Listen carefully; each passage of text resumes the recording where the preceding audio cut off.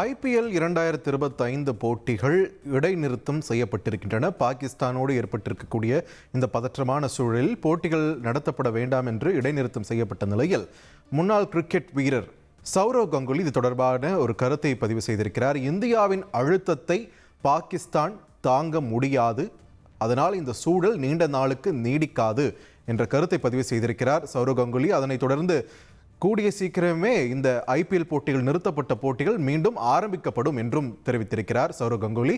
இது தொடர்பான முக்கிய செய்தியை பார்த்து வருகிறோம்.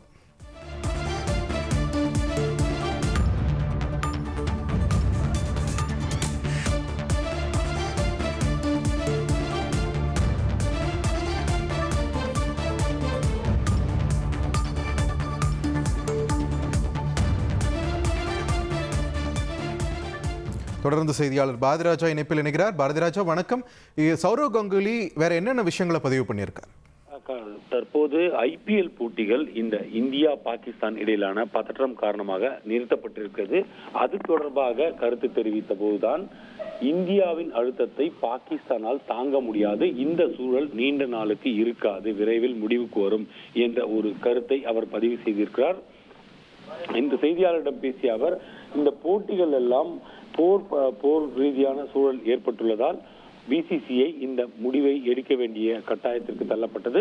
இருப்பினும் எனக்கு நம்பிக்கை இருக்கிறது, IPL போட்டிகள் மீண்டும் துவங்கும். ஏனென்றால் இத்தகைய சூழல் நீண்ட நாள் நீடிக்காது. பாகிஸ்தானால் இந்தியாவின் அழுத்தத்தை தாங்க முடியாது. BCCI மிகவும் திறமையான அமைப்பாக இருக்கிறது. அவர்கள் இதற்கு விரைவில் ஒரு தீர்வை கண்டுபிடிப்பார்கள். இந்திய ராணுவத்தின் சக்தி என்பது மிக பெரியதாக இருக்கிறது. பாகிஸ்தான் விரைவில் வீழ்ந்துவிடும் என்பதை போல அவர் கருத்து தெரிவித்திருக்கார். பார்த்திபன், நன்றி பாரதிராஜா உங்களுடைய விரிவான தகவல்களுக்கு.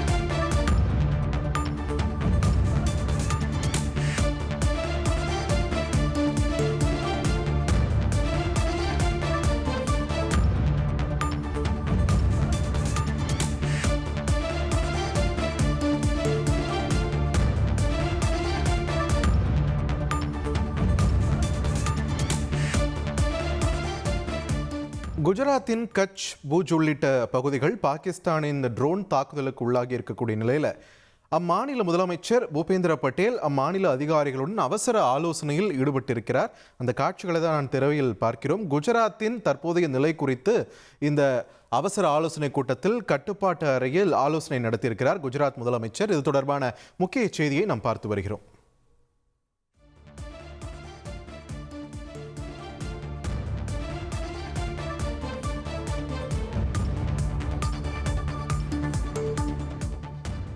தொடர்ந்து பாதுகாப்பியல் துறை பேராசிரியர் திருமாறன் அவரோட பேசலாம். திருமாறன், இவ்வளவு நேரம் கர்னல் நிறைய விஷயங்கள் நம்மளோட பகிர்ந்துட்டு இருந்தார். இதில் குறிப்பாக நம்ம அஃபென்சிவ் மோடுக்கு போவோமா இல்லை டிஃபென்சிவ் மோட்லேயே இருப்போமா அப்படின்ற ஒரு கேள்விக்கு நம்ம பயணிக்க வேண்டிய தூரம் இன்னும் ரொம்ப தொலைவானது, அதனை நோக்கி தான் நாம் போயிட்டு இருக்கோன்ற மாதிரி விஷயத்தெல்லாம் பதிவு பண்ணார்.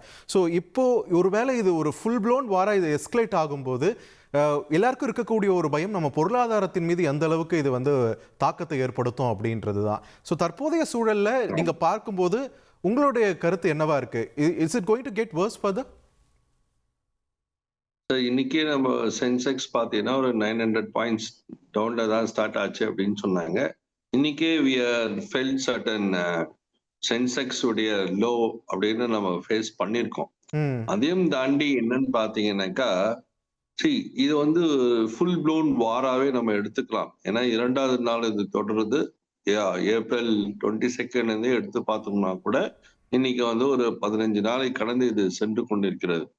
அப்படின்னு பார்க்கும்போது நாளைக்கு நடக்க போற அந்த மீட்டிங் சொன்னீங்க இல்லையா, நம்மளுடைய defence minister with all the 3 coordinators அழகா சொன்னாரு. 4W and 1H பத்தி டிஸ்கஸ் பண்ணுவாங்க அப்படின்னு சொல்லியிருக்காரு இல்லைங்களா? ஸோ நம்ம இப்படி கூட பார்க்கலாம். இப்போ அடுத்த 10 hours இருக்கு சார். அவங்க மீட் பண்ண போது கூட 10 மணி நேரம் நம்ம கிட்ட இருக்கு. ஸோ ஏற்கனவே நம்ம ஃப்ரீ ஹேண்ட் கொடுத்துருக்கோம். ஸோ அதை இயர்ஸ் டுகெதர் நம்ம எல்லா ஆர்மி நேவி ஏர்ஃபோர்ஸ்க்கும் free hand already they given. So political will இருக்கு. ஸோ இந்த 10 hours என்ன பண்ணாங்கன்னு கூட நாளைக்கு போய் சொல்லலாம். நம்ம அதை 10 மணி நேரம் பொறுத்து பேசிட்டு தான் செய்வாங்கன்னு இல்ல, அடுத்த வர 10 மணி நேரம் என்ன செய்தார்கள் கூட they can update. ஸோ நம்ம வந்து நம்ம கிட்ட இருக்கிறது அந்த ராணுவ பலம், நம்மளுடைய ஸ்ட்ராட்டஜி டாக்டிக்ஸ் எல்லாம் நம்ம பார்த்தோம்னாக்கா இந்நேரம் they will have a clear plan இருக்கும். ஸோ பிக் பிக்சர் நீங்க கேட்டீங்க, நம்ம அஃபென்சிவ் ஆக்ஷன் போவா டிஃபென்சிவ் ஆக்ஷன் சொல்லிட்டு, இனி நம்ம எடுப்பது எல்லாமே டிஃபென்சிவ் ஆக்ஷன் தாங்க. ஓகே. ஒருத்தர் அடிச்சுட்டே இருந்தாதான் நம்ம அடிக்கணும்னு இல்லையே, இல்ல அவன் அடிச்சுட்டே இருப்பான், நீ ஷீல்ட் பண்ணினே இருக்கிறது வந்து வார் இல்லையே.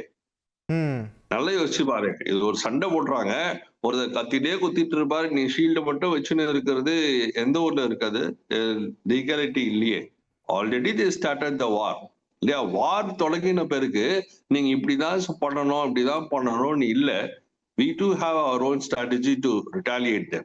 சோ இந்த செகண்ட் டேவே இது ஒரு ஃபுல் ப்ளோன் வாரா தான் இருக்குன்னு நீங்க சொல்றீங்க இல்லையா சார்? ஆல்ரெடி இரண்டாவது நாளா தொடர்ந்துட்டு இருக்குங்க சார் இல்லையா. நேத்து நம்ம அட்டாக் பண்ண அன்னைக்கு நம்ம அட்டாக் பண்ண 100 தீவிரவாதிகள் இறந்து இருக்கிறாங்க. நேத்து 16 பேர் இறந்து போயிட்டாங்க. சோ அதையும் நம்ம கணக்கில் கொள்ள வேண்டும் இல்லைங்களா. நேத்து வந்து ஜம்மு பகுதியில வந்து இன்ட்ரூட் பண்ணும் போது ஒரு 16 சிவிலியன்ஸ் தான் அகெயின் ஒரு சோல்ஜரும் அதுல இறந்திருக்கிறார். இன்னைக்கு சில சிவிலியன்ஸ் இன்ஜூர்ட் ஆயிருக்கிறாங்க. ஸோ டெய்லி வந்து we are losing some precious human lives. So இதை பார்த்துட்டே இதை கேட்டுட்டே நம்ம வந்து தடுத்துனே இருக்க முடியாது. some point of time we have our own plan to retaliate to this escalation. So இப்போ எப்போ வரும்னு தெரியாது. மேபி இன்னைக்கு 2 மணிக்கு வரலாம், இல்ல நாளைக்கு பகல் 2 மணிக்கு வரலாம். ஆனா கட்டாயமாக நம்ம அந்த சூழ்நிலைக்கு தள்ளப்பட்டு இருக்கிறோம். கண்டிப்பாக we will give the fitting reply to this Pakistan aggression. So ஒரு வாரன் வரும்போது அதனுடைய இம்பேக்ட் வந்து 2 சைடும் தான் இருக்கும். ஸோ நம்மளுடைய எக்கனாமிக் பாத் ஒன்று இருக்குது அப்படின்னு நிறைய டவுட்ஸ் வந்து ரைஸ் பண்ணிட்டு இருக்காங்க. சோஷியல் மீடியாலையும் நம்ம பார்க்க முடியுது அந்த மாதிரி கருத்துக்களை பதிவு பண்ணுறவங்களுக்கு.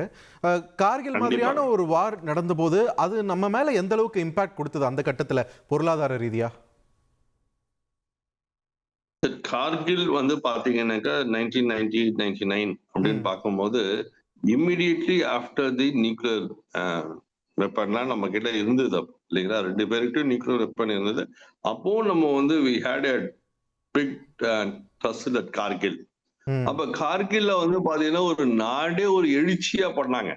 எனக்கு வந்து அதை கேட்கும் போது பாத்தீங்கன்னா பல நாடுகள் மக்கள் வந்து பாத்தீங்கன்னாக்கா நம்ம தேசத்துக்காக காசு கொடுக்கணும் அப்படின்னு சொல்லிட்டு எல்லாம் முன் வந்து எல்லாரும் காசெல்லாம் கொண்டு போய் பிஎம் ஃபண்ட கொடுத்தாங்க. ஆமாவா இல்லைங்களா? ஒரு எழுச்சியை பார்க்கப்பட்டது. ஒரு நாடே வந்து கார்கில் வீரர்களுக்காக நாங்க துணை நிற்கிறோம் என்பதை சொல்றதுக்கூடிய ஒரு என்ன சொல்றது, ஒரு சிம்பாலிக் தான். அது காசு எவ்வளவு கொடுத்தாங்க அப்படின்னா கணக்கெல்லாம் பண்ணீங்கன்னாக்கா ஒரு நம்ம இன்னைக்கு போடக்கூடிய ஒரு ஆனுவல் டிஃபென்ஸ் பட்ஜெட்ல வந்து பாத்தீங்கன்னா not even 1% of that contribution was done by the entire nation. நம்ம புரிஞ்சுக்கணும். ஸோ அந்த அளவுக்கு நம்ம வந்து இன்னைக்கு நம்ம எடுத்து பாத்தீங்கன்னா பட்ஜெட்ல வந்து one of the biggest chunk of the money is going to the defence. So நம்ம அது வந்து தொடர்ந்து ஒரு வருஷம் இல்லை, பல வருஷங்களாக நம்ம செஞ்சு கொண்டு இருக்கிறோம். R&D டெவலப் பண்ணியிருக்கோம், டெக்னாலஜி டெவலப் பண்ணியிருக்கோம். இன்னைக்கு நம்ம கர்னல் சொன்னது மட்டும் பாத்தீங்கன்னா இந்த ட்ரோன்ஸ் வந்து இன்னைக்கு வந்து நெக்ஸ்ட் ஜென் வார்க்கு வந்து இன்னைக்கு சென்று இருக்கிறோம் இல்லைங்களா.